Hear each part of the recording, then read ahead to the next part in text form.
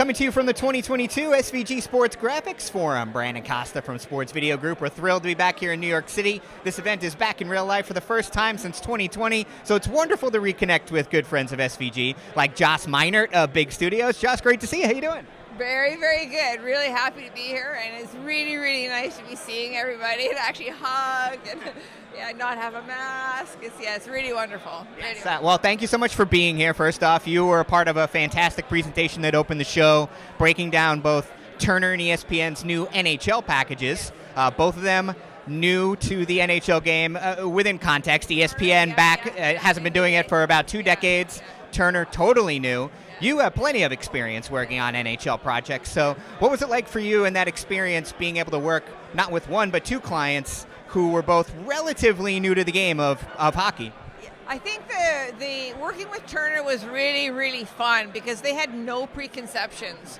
So we could do things or come at the creative with a slightly unusual perspective, literally and metaphorically.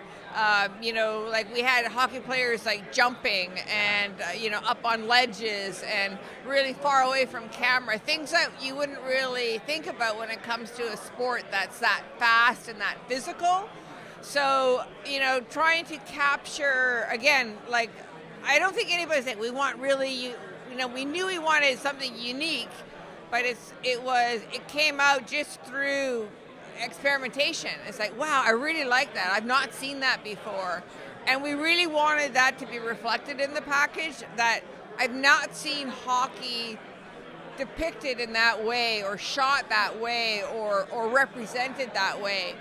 And also choosing a darker palette for a game that's very bright and white when you're watching it was also kind of interesting, and how do we warm that up with the enthusiasm of the fans, because it's, again, the fan reactions to the action is always really immediate. There's this tremendous action response. So again, kind of bringing that kind of the cool factor with the darkness and the minimalism and the sense of space and the kind of wildness of it, with the warmth and the enthusiasm and the genuineness. Like, hockey players, I think in particular, they have a reputation for being way more approachable, and the fans, again, are super heated, and there's kind of a family tone within all this absolute elite athleticism.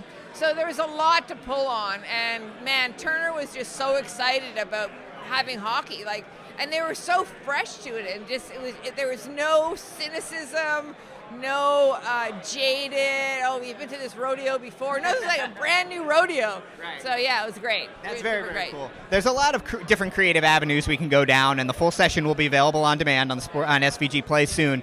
But one of the topics that came up during the session was the concept of incorporating ice. And Tim O'Shaughnessy made the point where it's like, all right, how do we do this without being super cliche about ice? It feels like every time we do hockey, it's ice, ice, ice, ice.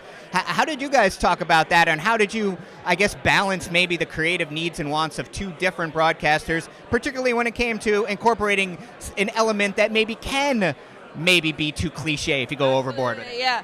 Well, there's something actually, there's a reason why things are cliches, is because they tend to work. Sure, yeah. And they are representative. It's just, how do we come at it in a way that is gorgeous, it stands the test of time, it's unique, and also, mine the tropes in a way that works for the package, that creates a kind of a sense of, it creates a relationship, a relatability. So again, it's a balance when you're like, how many I've been working in this 30 years. How many football packages have we done? How many hockey packages? How many basketball packages?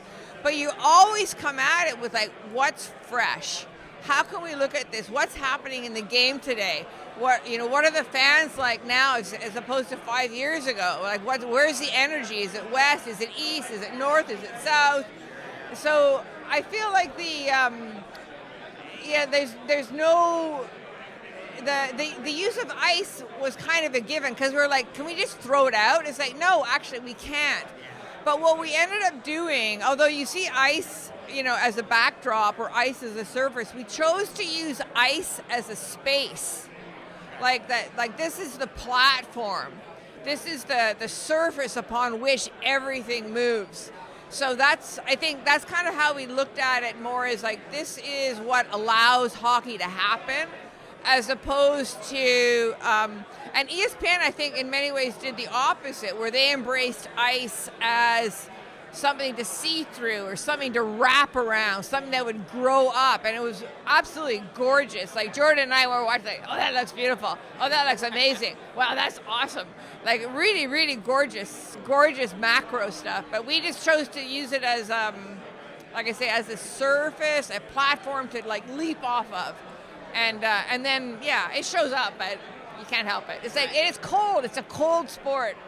And anybody's been to a hockey arena, after half an hour, it's like, where's that extra sweater, Yeah, as long as you don't have to incorporate the smells of the locker room, I think you're all right. I think you're okay. Well, this is obviously not the only project that you guys are working on at big studios. You guys are all over the place. Any other big things that you guys are working on right now that are really exciting your brain, I guess? Absolutely. We're I guess in about 2 weeks you'll be seeing some augmented reality that we're doing with ESPN for NBA Finals. And that's a really, really fun project. Great. I mean, they're so great to work with. Really, really fun. And a lot of really wonderful history there. We're also doing more work in long form. We're super interested in, I really love Formula One and that Netflix series, Need for Speed. I'm like, okay, so where does motion graphics meet long form?